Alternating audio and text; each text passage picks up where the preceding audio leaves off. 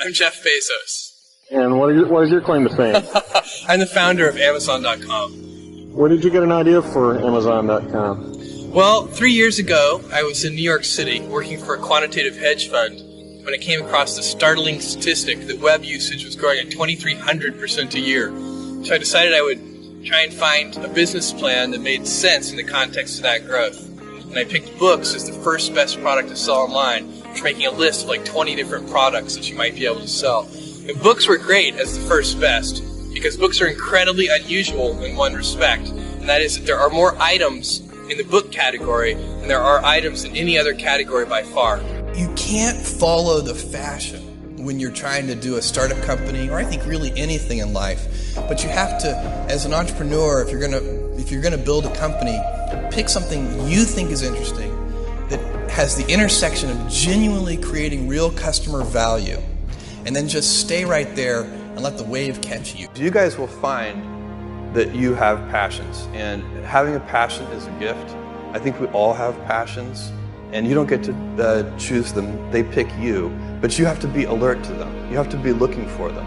And when you find your passion, it's a fantastic gift for you because it gives you direction, it gives you purpose. You can have a job, or you can have a career, or you can have a calling.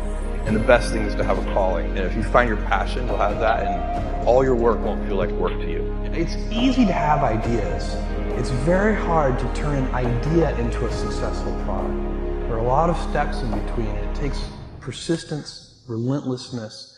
So I always tell people who are, who think they want to be entrepreneurs, you need a combination of stubborn relentlessness and flexibility.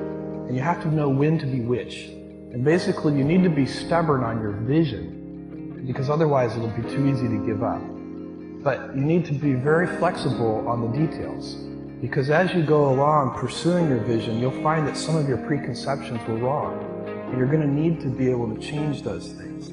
So I think taking an idea successfully all the way to the market and turning it into a real product that people care about and that really improves people's lives is a lot of hard work. Financial success of Amazon and the stock. I own 16% of Amazon. Amazon's worth roughly $1 trillion. What we have built over 20 years, we have built $840 billion of wealth for other people. Hey there. Subscribe to my channel. And also press this bell icon.